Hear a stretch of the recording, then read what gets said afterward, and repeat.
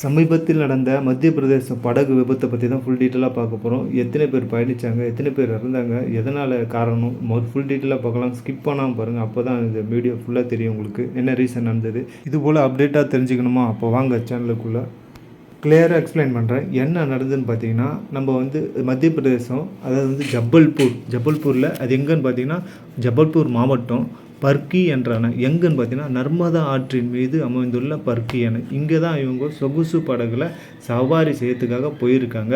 எப்போன்னு பார்த்தீங்கன்னா ஏப்ரல் 30, 2026 வியாழக்கிழமை அன்று மாலை சுற்றுலா பயணிகள் சென்ற சொகுசு கப்பல் கவிழ்ந்ததில் 9 பேர் இறந்துட்டாங்க தகவல் சொல்லியிருக்காங்க. இது என்ன முக்கிய காரணம் பார்க்கும்போது, நீர்த்தேக்கத்தில் என்னென்னா சுற்றுலா சார்பில் இழுக்கப்படும் படகு திடீர் புயல் மற்றும் பலத்த காற்று காரணமாக நிலை தடுமாறி கவிழ்ந்திருக்கலாம் என கூறப்படுகிறது.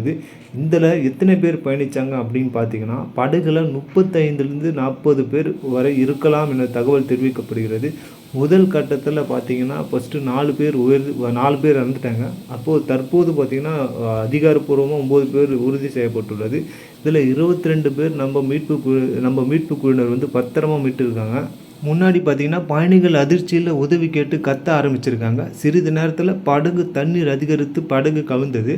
படகில் இருந்த லைஃப் ஜாக்கெட்டை அணிந்து சிலர் தப்பிக்க முயன்றனர். அவர்களை உள்ளூர் மக்கள் கயிறு கட்டி வெளியில் கொண்டு வர முயன்றனர். ஆனால் அனைத்து பயணிகளும் லைஃப் ஜாக்கெட் கொடுக்கப்படவில்லை. விபத்து குறித்து கேள்விப்பட்டதும் தேசிய பேரிடர் மீட்பு படையினர் என்ன பண்ணியிருக்காங்கன்னா, விரைந்து பணியில் ஈடுபட்டு அதிகமான தண்ணீரில் பல மணி நேரம் உயிருக்கு போராடிய மக்களை காப்பாற்றிருக்காங்க. அவர்களை 9 பேர் காப்பாற்ற முடியாத போயிடுச்சு. இதில் என்ன சொல்லியிருக்காங்க பார்த்தீங்கன்னா, முதல் கட்ட விசாரணை அதுன்னு பார்த்தீங்கன்னா, இதில் மெயினாக பலத்த காற்றுனால்தான் படகு சாய்ஞ்சிருக்குன்னு அப்படி சொல்லியிருக்காங்க. எவ்வளோ காற்றுச்சுன்னு பார்த்தீங்கன்னா 60லேருந்து 70 கிலோமீட்டர் அளவுக்கு காற்று வீசியது என கூறப்படுகிறது.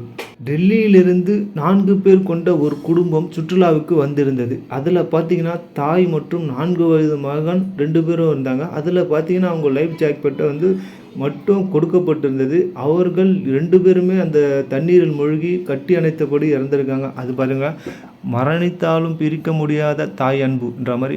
மீட்பு பணியின் போது 4 வயது மகன் மார்போடு அணைத்தபடி இறந்த தாயின் உடல் மீட்கப்பட்டது. ஆனால் அப்பெண்ணின் கணவர் மற்றும் மகள் தண்ணீரில் நீந்தி கரை வந்தனர். அவ்வளவு இதில் ஆனால் 4 வயது சிறுவன் தனது தாயாரை கட்டிப்பிடித்து உயர்ந்தான். ஆனால் அவங்களுடைய கணவரும் மகளும் நீந்தி கொண்டு கரை ஏறிட்டாங்க. ஆனால் இவங்க கரை சேர முடியல. அது மாதிரி ஆகிப்போச்சு. இந்த விபத்தில் உயிர் தப்பிய உசேன் என்பவர் சொல்லியிருந்தார், நான் அதிர்ஷ்டவசமாக உயிர் தப்பினேன். உயிர் பிழைக்க போராடிய போது என் தலை மட்டும் தண்ணீரின் மேல் இருந்ததால் என்னால் சுவாசிக்க முடிந்தது.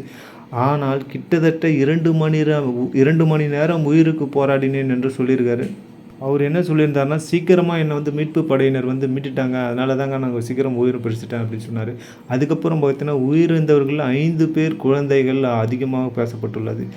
பார்த்துங்க, இந்த மாதிரி அதிக காற்று இருக்கிறதுனால தான் இந்த விபத்து நடந்தது. இதெல்லாம் மத்திய பிரதேசத்தில் ரொம்ப சோகத்தை ஏற்படுத்துது. 9 பேர் உயிர்ந்துட்டாங்க. என்ன நடந்ததுன்னு ஃபுல் எக்ஸ்பிளைன் கொடுத்தாச்சு. தேங்க்யூ ஃப்ரெண்ட்ஸ், நெக்ஸ்ட் வீடியோவில் பார்க்கலாம்.